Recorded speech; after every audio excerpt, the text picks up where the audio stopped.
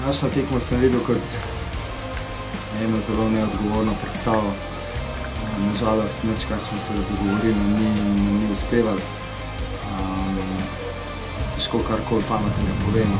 Dejstvo je, da take stvari se ne smejo dogajati na igrišču, moramo sam prespati zadevo pa